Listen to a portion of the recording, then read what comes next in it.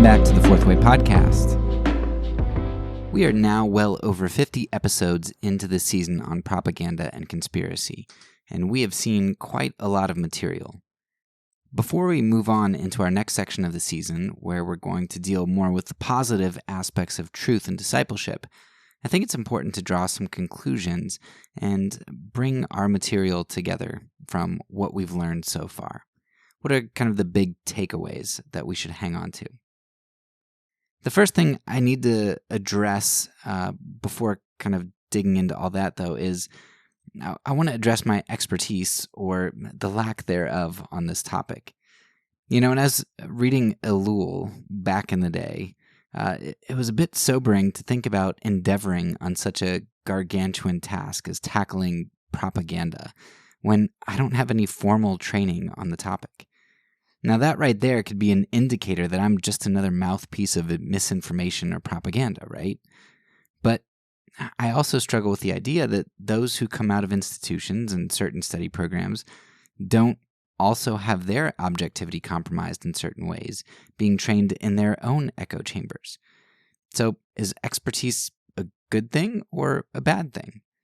I mean, I remember that Elul said that it was often the most informed or the intelligent who are often the most propagandized for various reasons that we mentioned at the beginning of the season.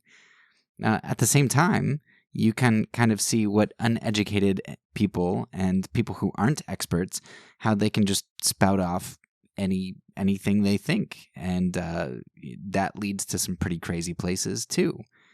So is me being not being an expert, does that make this better or worse in terms of the informational value? Am I credible? Should you listen to me? Of course, I think so. I mean, I can vouch for myself, but it's not because I'm an objective observer. It's not because I'm smart or I'm an expert. I'm trained. I'm none of those things. Rather, you should listen to me because I have used a wide variety of resources. If you go to my Goodreads list, I'm sure that you're going to find the list weighted more towards one pole than another. But I also think that you'd be surprised at how broad my reading list actually is. In the last year, I've read from anarchist authors, capitalist authors, nationalists, communists, Democrats, Republicans, Christians, and atheists. I've really tried to extend my ear to the wide diversity of people who are out there in the world, and my hope is that this not only helps to balance my views and to make them more objective, but also that the transparency of my sources helps you to extend your research and check my biases. I might not be objective, and nobody really is, but I try to be as transparent about the data as I can so that you can see where my objectivity might be lacking. And besides just being transparent, my philosophy of epistemology to a certain extent is wrapped up in this idea that broad reading and broad exposure actually helps to fill in a much clearer epistemology than maybe being expertly trained and really honing in on a very narrow field. I'm actually like 10% of the way through a book that makes that argument as well. A book on epistemology called Longing to Know by Esther Meek. And it's a fantastic book. And like I said, I'm only 10% of the way in. But just the beauty with which Esther Meek writes and the way that she describes things and knowing and this passion for knowing and how you come to know through covenant, through relationships, through interactions with the world, not just looking at arguments and all that stuff. It's fascinating and I'm sold on it. So I think this diversity of seeking knowledge is a very healthy way to go about doing things. Not only because there's transparency to it and you're able to see where objectivity might be lacking and, you're not just in an echo chamber, but also because that's just kind of how knowledge is formed through coming at things from different angles. So with that sort of defense out of the way, let's go ahead and dive into some of the big takeaways from this season so far. So first conclusion that I would have is power corrupts. Yes, the corrupt seek power, but power also does inevitably corrupt. Now, I don't know where the line of power is that shouldn't be crossed, but it is very clear to me that power absolutely corrupts. Now, I'm skeptical of any personality pastor, any megachurch pastor, any CEO, and definitely anyone in government office. There's so many resources you can look at to see this, but the one that stands out to me most recently is a book called Nixonland. You can see Richard Nixon, the son of this idealist pacifist, who justifies all sorts of evils in the name of doing good for the country. And by the way, on a side note, it seems like a lot of times it's these presidents who come from pacifist parents that end up being like some of the craziest and the worst. Was it Truman, I think, was another one. It was Woodrow Wilson, I think, World War I. I think he was a pacifist or had pacifist roots too. But there are several others where you're just kind of shocked at their background. But anyway, Nixonland, great book. And you just see this immorality and this consequentialist ethic just all throughout it. This ends justifying the means. It pervades so much of the corruption that you see in Nixonland. And Nixonland, I think, gives you a really good peek behind the political curtain. And people get power, and they feel as though that they can control the future. And it's their responsibility to do so, to shape the future to their definition of good. And then they just justify all sorts of evils to do what they deem is good. So when we get to government, of course, there are going to be thousands of true conspiracies and great evils because there's so much power there to wield. But we can track this all the way back to the small scale and the domestic abuse. One of the books that I really enjoyed that gives you a glimpse at that is The Way of the Dragon or The Way of the Lamb. And there you can see how power corrupts in the church, how just having a platform and having a certain church model where pastors are celebrities, which is another good book, Celebrities for Jesus. But you see it everywhere, not just governments and people who have power over armies, but in the church, in any institution, even as small as the family, which is where we get a lot of our domestic abuse and such. So power breeds violence and injustice, and violence and injustice are covered up by conspiracies and propaganda. All of these things work together. But here, the word conspiracy is often, in my opinion, such a misnomer. The word itself seems to have been hijacked and has become synonymous with crazy or malicious. Now, sure, some conspiracy theorists are crazy, and sure, some conspiracists are malicious. But the second thing I've learned from doing this season is that so many conspiracies are just haphazard. And that's because a lot of times the way that we think of conspiracies is we think that there's some really intricate plan by some cabal or some small group of powerful people who have this master plan, this decade-long master plan that they're planning to implement. And that's just not what you find, even in a lot of the big government conspiracies. It doesn't really end up being the way that people plan it, and it sort of snowballs into a bigger and bigger thing. And the conspiracy isn't that a government planned, to create some Manchurian candidate 30 years down the line. It's they had this program and they wanted to run some tests, and they figured out a vulnerable group of people to do that on. And then they're like, oh, crap, somebody's going to find out about this. And then they try to cover their tracks. And when they do that, the snowball just gets bigger and bigger. The Pinochet File was a great book that I thought showed this well, where it's, sure, the U.S. was trying to assassinate, a bunch of people in Chile and trying to exert their will in the world and do these intricate sorts of initial events. But what ended up happening is the whole system, the whole event grew into something much, much bigger, but it was through a series of just haphazard events. And I like the way George Carlin talks about this. I'll see if I can find the clip and put it in the show notes.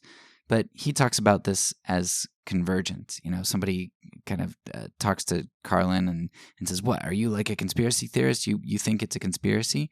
And he's like, "Look, it doesn't have to be a conspiracy when interests converge, right? When interests converge, it's not some master conspiracy. It's just human interest and human nature taking over."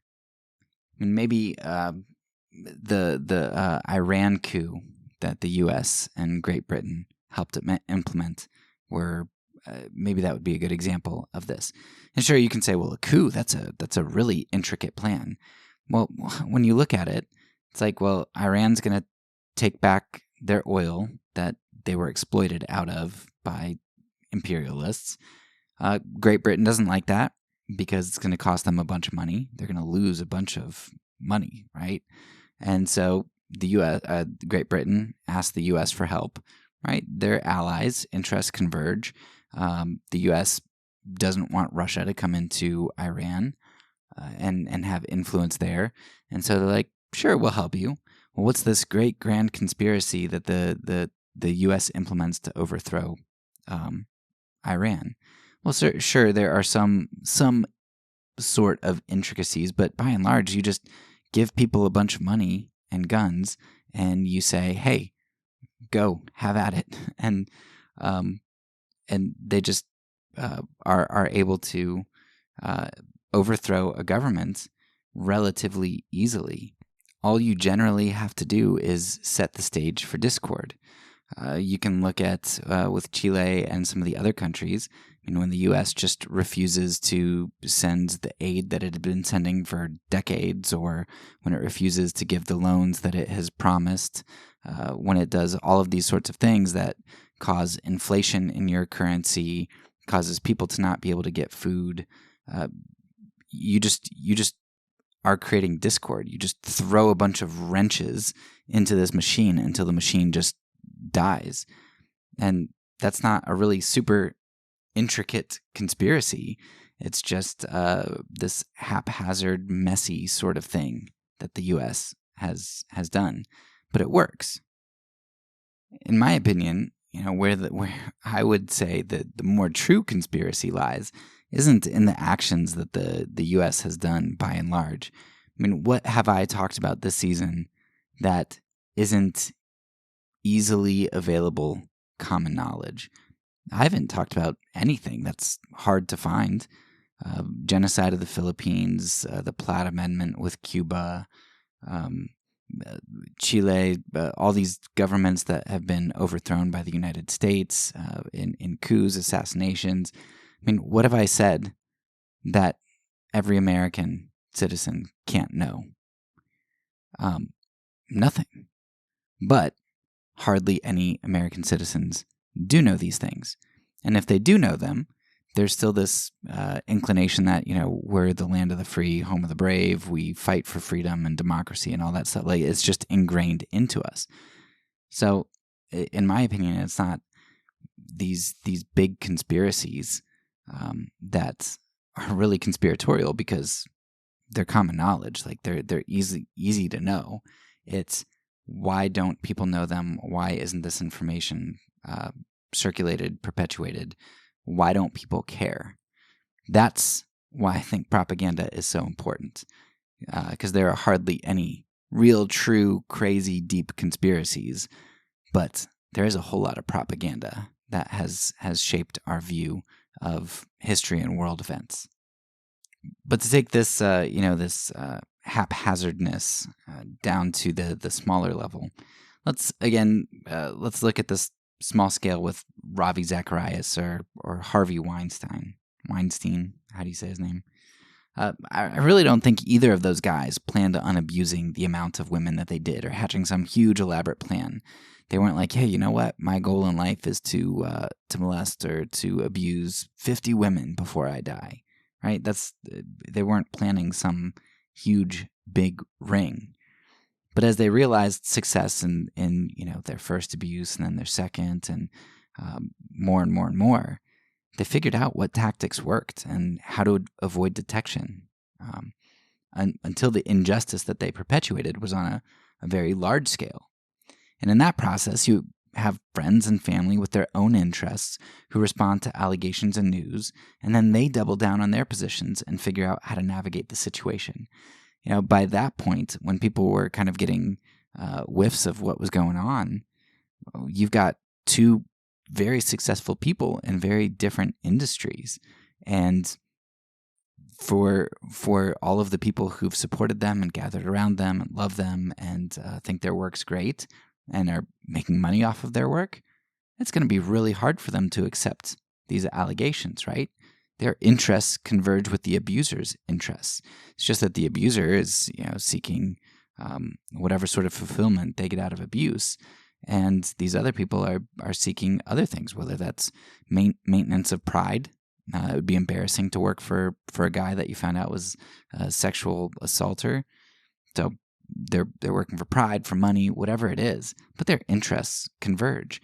And so even though the people who are protecting the abusers may not want to be involved in a conspiracy, they might not even consciously be conspiring, but they are self-deceiving, and they're part of what we would deem a conspiracy, even though really what it is interest converging in human nature and selfishness just kind of doing its thing and running its course on power. And in the end, it might look like you have this sexual deviant criminal mastermind with a cabal of trustees and family who condone sexual assault.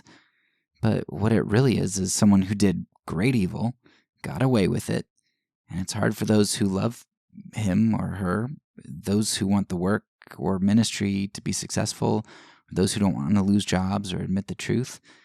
It's hard for them to kind of cave to that. In that sense, conspiracies as we know them often aren't planned. It's more like they're grown over time. It always starts with a seed of conspiracy, but conspiracy is rarely this very intricate, masterful creation from the start, even though it ends up being that way, like a big knotted ball of yarn or something. Now that does change, I think, when we get up to the governmental level. I mean, there are definitely some pretty big conspiracies at the governmental level, even more longer term and stuff, but it's still very haphazard most of the time. The next major thing that I learned about propaganda and conspiracy is related to something I just heard about maybe a couple months ago. Hanlon's razor and Clark's law. Hanlon's razor is similar to Occam's razor, which Occam's razor states that the simplest adequate explanation should be preferred. For example, if you're talking about theism, right? If you're saying, well, you know what, because of complexity, apparent design, the causality, there was a beginning, and things don't come into being out of nothing. There must be a God that exists, right? A supernatural being outside of space and time who started it all. Okay, well, you could say, well, no, I think that there are gods. There are many gods who started it all. And Occam's razor would just say, well, if one God can do it, why would we posit more, right? And that's just an example of Occam's razor. The simplest adequate explanation should be preferred. And that's where adequate comes in, because somebody might say, well, God is not the simplest answer, right? Just matter always existing is the simplest answer. Because you don't have to posit anything outside of nature, anything supernatural. That just complicates things. You say, okay, but I'm arguing that it has to be an adequate explanation. If there was a beginning of the universe, and that means that there had to be something outside of it to start it, right? And we could get into all of that argument. The point isn't whether or not God exists. The point is we need a simple, adequate solution. A solution that fits all of the evidence. Now, Hanlon's razor is going to say something somewhat similar and says that we should never attribute malice to that which is adequately explained by stupidity. I'll repeat that. because it was new for me and I had to think about it. We should never attribute to malice that which is adequately explained by stupidity. So, for example, when someone cuts me off in traffic, they're probably just an idiot, right? Stupidity. They're not a CIA agent out to get me or an enemy seeking to make my life miserable, right?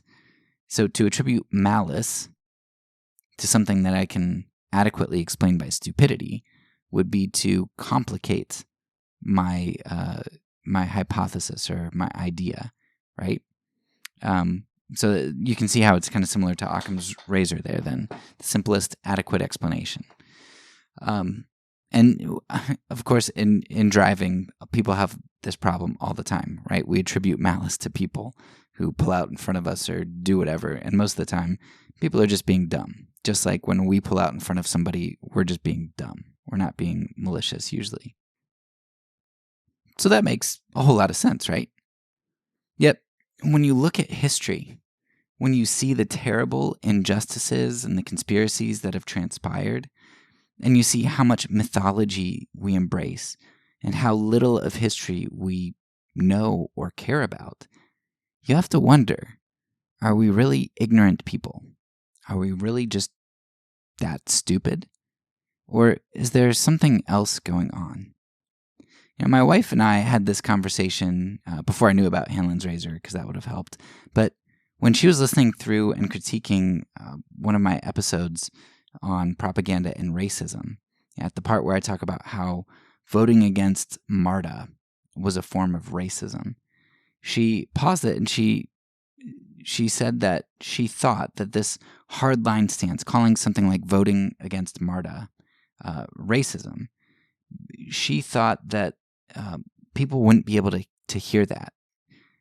She said, think about this guy that we know, John Smith. I'm not going to name him here, of course, but this guy, John Smith, that I really, really like, and I think he's got a great heart and he does so much good. She said, think about him. Do you really think that he dislikes black people, or that when he votes, he's voting with the intention of keeping black people out of his neighborhood? Do you really think he's a racist? And on the one hand, I really get the argument, and I think Hanlon's razor applies, right? He's just being stupid. He's not being malicious. Like, he doesn't want to hurt black people or minorities or anybody else. I really, really don't think that John sees the racism present in things like voting down MARTA. But then there is something that I think you need to balance out Hanlon's razor here, and that is Clark's law, which pushes back a little bit, because Clark's law says that any sufficiently advanced incompetence is indistinguishable from malice. I'll repeat that one more time. Any sufficiently advanced incompetence is indistinguishable from malice. So, in the end, it doesn't really matter if John Smith fails to see the racist implications of his actions. His ignorance or incompetence is indistinguishable from malice. Now, this still doesn't mean that he is malicious. He's trying to hurt people. But his actions are indistinguishable from malice. Like, I can't tell the difference. And this is where, if we go back to our getting cut off in traffic example, I think you can see how this would work out. Me getting cut off in traffic by, this guy in a red car, okay, he's just being stupid, right? He cut me off once. It's not malicious. But then we keep driving down the highway, and he swerves and cuts in front of me again. And then he swerves and cuts in front of me again. And he does this for like 10 miles straight. Am I still supposed to think that this is stupidity, right? And not malice? Like, at some point, stupidity turns into malice. It's indistinguishable because I'm essentially being targeted. Whether the driver in that car is intending to or not, he passed a threshold for which I can reasonably believe that he's just being stupid. At best, he's being really negligent and just coincidentally hurting me or coming close to hurting me every time. And that's, I think that's really where we're at in this season. And I'm thinking especially of our episode on Haiti. The information about the U.S. empire is out there for anyone who wants to see all that information. Easy. It's accessible. The truth of the subjugation and oppression of others, all the land and money we've stolen, the people we've massacred, all that is right out there in the open. And the ramifications of those actions aren't too difficult to piece together either. So this ignorance or incompetence that we supposedly keep having over and over and over again, we keep swerving in front of various groups of people. This inability to see the truth of history and its impact on the present, it's really not an excuse for the malice that is our maintaining of our convenient ignorance. Does that mean that John Smith is a racist? Yeah, I think it does. But, I would say that all of us are probably racists or imperialists or some other sort of ist in some sort of way. We are willfully ignorant, and we want to maintain that ignorance. And propaganda really helps us to do that. And then when somebody calls us whatever kind of ist it is that we are, we throw our hands up in the air and say, well, how? No, I'm not, right? I just swerved in front of you, right? No malice here. But really, it's the 10th time you've swerved in front of that group, whatever your ist is against. And you just can't use stupidity as an excuse anymore. So saying a word like racist today, it sounds really harsh. And in some ways, I think that's good because we need to stop harboring abuse in any form. And if it takes a slap in the face to cause us to recognize this supposed stupidity that we have that keeps hurting people, then yeah, let's recognize that. But on the other hand, the harshness of the word and society's unwillingness to allow for change, to allow for repentance, means that it's impossible now to call a spade and make any progress, right? I should be able to call racism without it being viewed as a damning judgment, but rather a call to change and move away from the untruth of racism. I want John Smith to be able to see what he's doing, not because I'm pointing my finger at him and saying, you're a racist, but saying, hey, I know you don't want to be a racist. Like, let's move away from this. Here's the truth about what you're doing. Let's move together. Unfortunately, that's not how our culture tends to do things. And quite understandably so. How long can a certain community, an oppressed community, be patient and coddling to people who are actively harming them over and over again, actively swerving in front of them? Like, I get why it's not that way. But as a Christian, I hope that we can move more towards reconciliation rather than oh, gotcha, you're a racist. So I think the final thing that I would want to pull out here, and it's something that I've talked about since probably the first main episode where I discussed propaganda, is in regard to these propaganda and conspiracies, is the idea of isolation and polarization. And really the two go hand in hand, because to polarize something is to isolate into two groups, right? If you've got a right and a left pole, or a north and a south, or a positive and a negative, you're really creating two groups and you're distancing them from each other. And that's what propaganda and conspiracies tend to do with people. It's going to isolate and polarize. And that's one of the reasons that another one of the reasons that I think reading very broadly is extremely helpful and extremely important. Listening to a variety of sources. I can't tell you how many times my views have been tempered and balanced out by doing this. In fact, this is something that I've, without knowing that it was a healthy thing to do, maybe it's not healthy. It's not healthy for other people, but playing devil's advocate was healthy for me.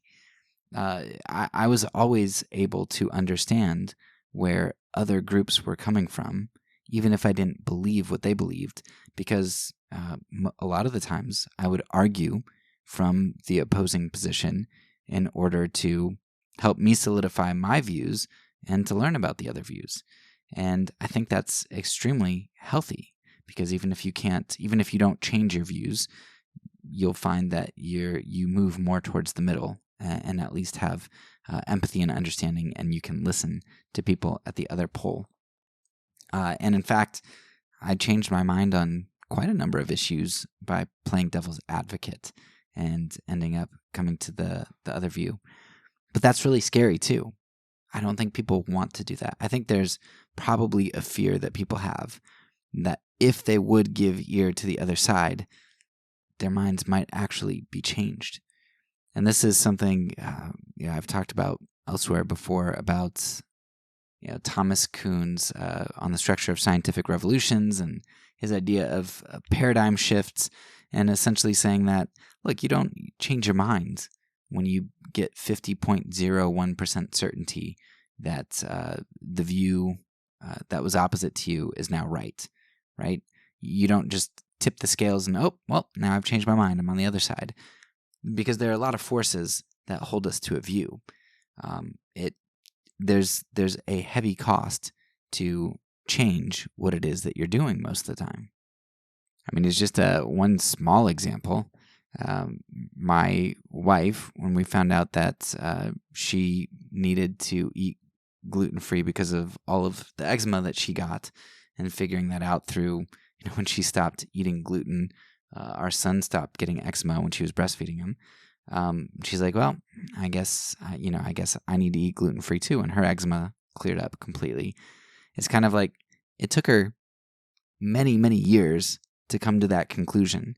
She just didn't want to face it because that meant a change in her lifestyles. It meant that she wasn't going to be able to eat pizza like, we had eaten.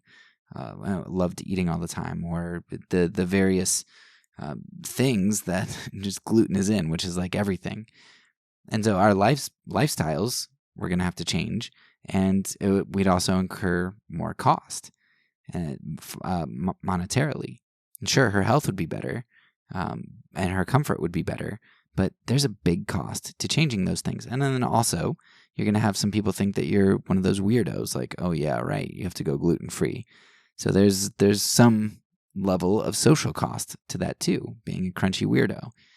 And it took a while. Like it wasn't something that she just decided to do because there's a cost to it. You could look at other things. Is a car company going to want to admit when it has a faulty part? It's going to cost it a lot of money. Maybe a great example of this, I forget what the play is called. All My Sons, maybe, but it's the play that 21 Pilots is named after. But there was this airplane company in World War II, and they made faulty parts or something. They cut corners. I don't remember exactly what, but their machines ended up crashing. Their airplanes ended up crashing, and I think killing 21 pilots. And when they did, there were a whole lot of ramifications for that. But it's like, man, if we recognize that this part is faulty, it's going to cost us. Like, we want to be really sure before we overhaul everything and basically go bankrupt from this. And so they risked people's lives in order to come to more certainty. But by the time they came to enough certainty that made them want to pull the trigger on fixing the problem, right, it ended up being a greater cost. So the point is, people don't want to change their minds. There's a whole lot of inertia keeping people going in the direction that they're already going, and they don't want to change from whatever pole they're moving towards. And it's hard. And this is what propaganda and conspiracies do so well. There's a whole lot of framing of issues, and there's a lot that's done to keep one's momentum going in a particular direction and to keep one from changing course. Well, I think that about sums up my thoughts at this point. There's so much, absolutely so much that I could pull out from this season, but those are, I think, the big takeaways that I would want to walk away with, because that really just summarizes so much of what's happened this season and why these things are important. So hopefully, as we move into the next part of the season, it's a overall shorter part, less episodes and less time for sure, but it's a really important part because we see what propaganda, what conspiracies are like, and what they do, and the power trips that people are on, and how it messes with people and it shapes people, and it's just evil. And so we want to look at truth and discipleship, and we want to see what is the positive iteration of this. Okay, if we don't want a world run on propaganda, if we want to seek truth, how do we do that? And is truth even important?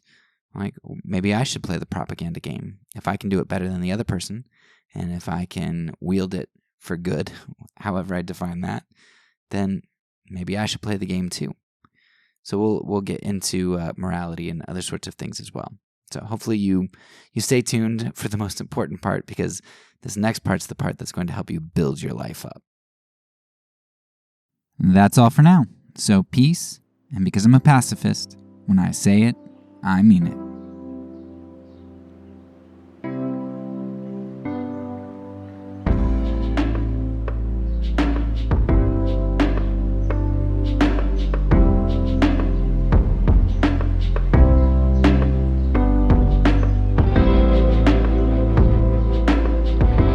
This podcast is a part of the Kingdom Outpost Network. Please check out the links below to find other great podcasts and content related to nonviolence and kingdom living.